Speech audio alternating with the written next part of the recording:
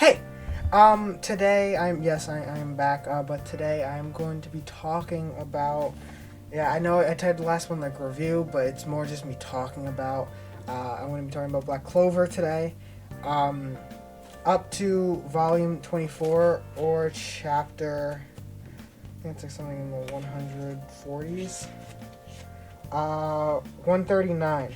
Uh, so I'm just kind of gonna be going about it arc by arc, I guess. So about me and Black Clover. Black Clover was the first manga series I ever started to buy or to read. So it kind of like spawned all my collections, like my Promised Neverland collection and other things I'm going to get soon. Um, and I definitely like it. I definitely have like a positivity bias towards it. Because it's one of my first that I've ever experienced. So, yeah, so let's just start off the first arc, which is basically, it's like 10 chapters. It's just introducing the characters and starting to introduce the world. I mean, there's nothing really to talk about it. Just the characters. I can go over the characters real quick. Asta, he's a mid pro tag. I mean, I'll be honest. He's not a bad one. He definitely has the yeah factor. It's definitely like, oh, let's go, Asta, my boy. I've said that out loud for a couple times. Though, is up and down. You never really absolutely love but sometimes you hate him, right? Some spoilers here, very big spoilers. Kind of right where it is in the last arc, he's revealed that he is the secret king of the Clover Kingdom, I think, or one of the kingdoms. And it's like, yeah, good for you, like we've been known this. But sometimes you can come off like an asshole, like a smug asshole. Like, yeah, we know you're like good and stuff.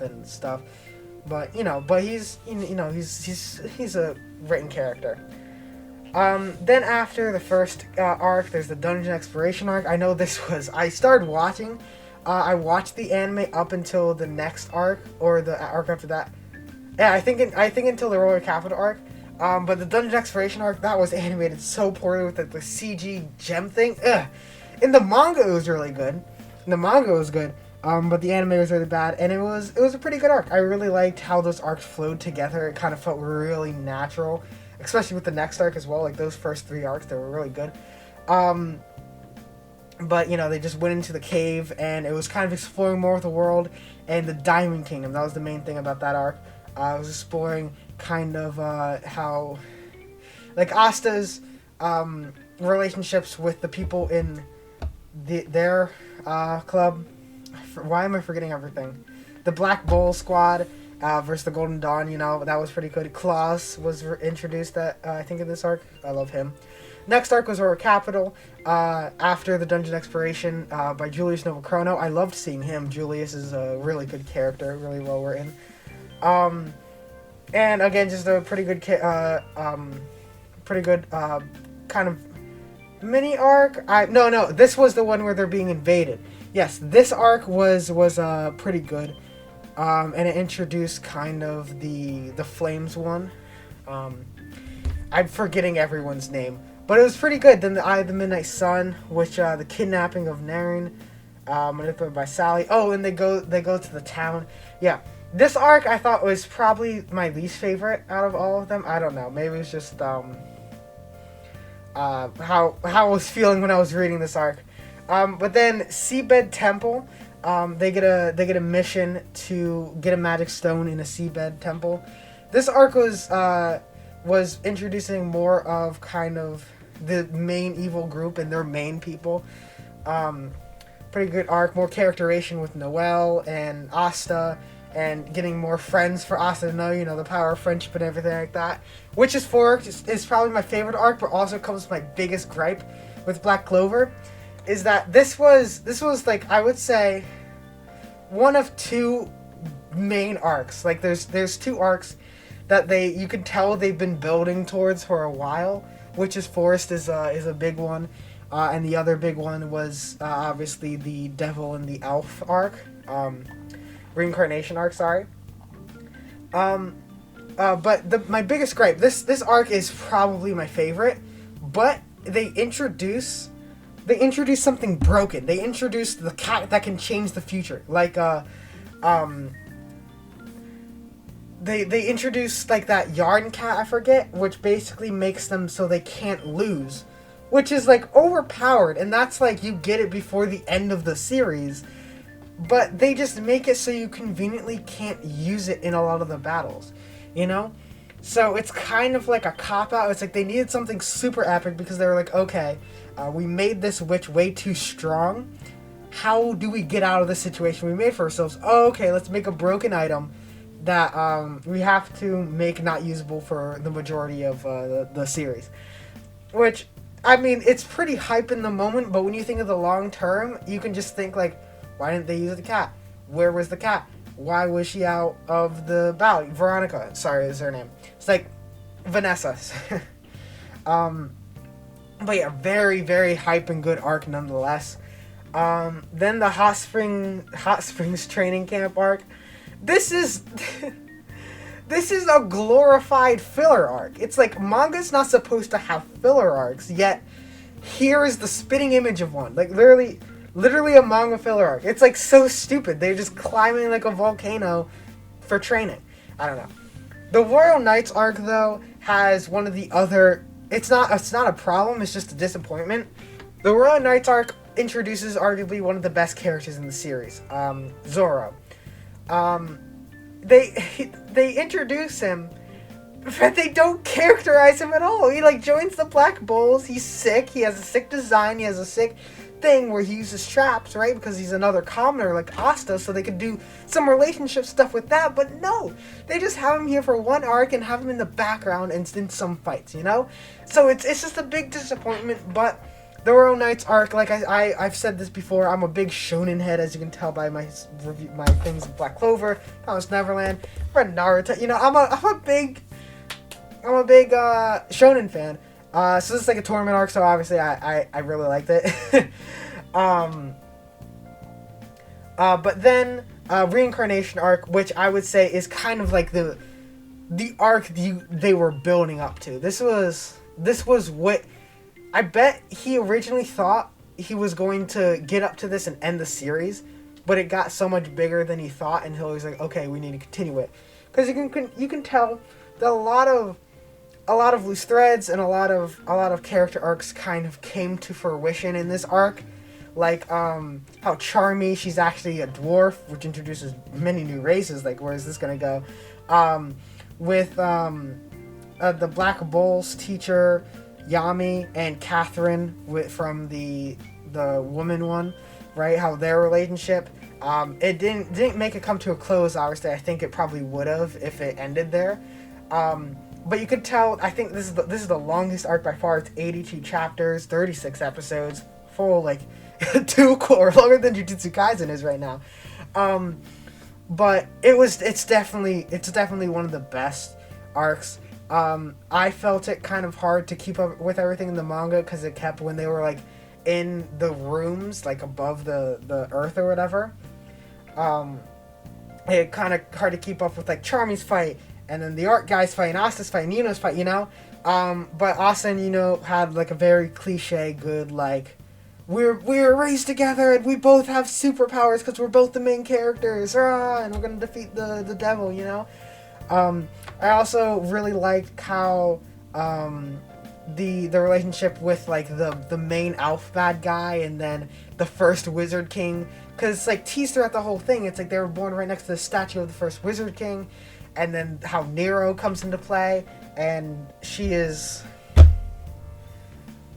really pretty, the human version of the bird. But yeah, either way, very good arc. Everything culminates into this. I think in the arc right before, or maybe at the very beginning of the arc, you know, Julius Noah Chrono literally just freaking dies. I mean, comes back to life because he has time magic, which is like literally overpowered. The definition of overpowered. But it very, very good arc. It definitely all came to this. But then the arc right after this, it's just a continuation. It's definitely weak coming off the high of finishing like the main arc, but it's really just like an aftermath because now people hate elves and devils, and Asta now is going to be killed, but then the Black Bulls are like, he's my friend, I'm gonna save him, and then now they have to go to the Clover Kingdom to train, and then it's like 6 months later, and then Arc 11, which is the one we're in right now. I just started in volume 24, I believe. But the Dark Triad from the Spade Kingdom just invaded, and Yuno was revealed to be the last king of the true king of the Spade Kingdom. But like, you know, it's I at least me, and I'm not smart enough to pick up on trends or predict things that's going to happen in the future, or like pick up things, you know. That's why I watch game theory, that's why I watch film theory, so I can feel smart afterwards, you know. That's why I like reading Death Note, because it makes me feel smart, because I know I'm not. But this was a thing everyone saw from a mile away. It's like, Yuno's great while being a commoner. He was adopted, or like he was adopted, randomly dropped on the front step, you know he was going to be something special from the moment. It's like I picked up volume 1, read the first chapter, I was like, okay, sometime they're going to reveal that he's like an ancient wizard, or like the descendant of the first Wizard King or whatever. So it's very obvious. I think when I was reading that, I literally rolled my eyes and said, oh yeah, okay, now they finally did it, 150 chapters in.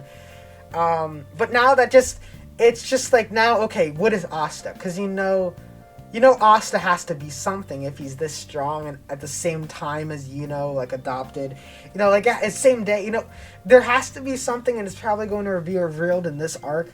But who knows? Anyway, those are the 11 arcs of Black Clover. Black Clover is not a bad. I don't know about the anime. I think the anime is just hard mid, but the manga, is above average. It's definitely not horrible. But you definitely don't want to show it for people who want to get into shonen, because it's kind of basic. I would say you probably want to show them like One Piece or Naruto, or like one of the big three, like another one. Promised Neverland is even better than Black Clover, because it's a lot more it's a lot more poignant. Black Clover is like a safe shonen manga. If you're like, I don't want to gamble with something, I don't want to waste my money in gambling something, you can just go with Black Clover. It's just a short shot, So that, and of a number review, what I would give Black Clover is probably like a 6 or a 7. Like probably like a 7.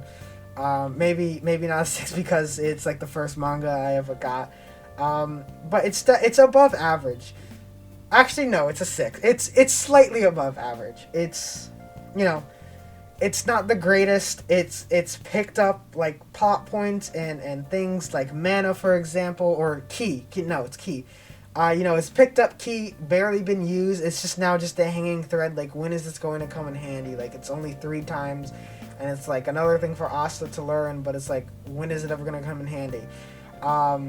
Kind of, you can tell they needed a way to get out of situations. So definitely not like perfect sound through and through. Not as good as like other shonen like Promised Neverland, Naruto, One Piece, those things. But it's definitely a solid read. It's definitely above average. It will keep you hooked. But it's not keeping me hooked enough to read ahead. I'm probably just gonna wait until May and volume 25 comes out, and then just wait for the manga, for the English volumes to come out. It's not really how like Promised Neverland. As soon as I finished volume 18, which is the last English manga, I read it on the Shonen Jump app. But so solid 6. And that is my talk about Black Clover. Oh god, thank you.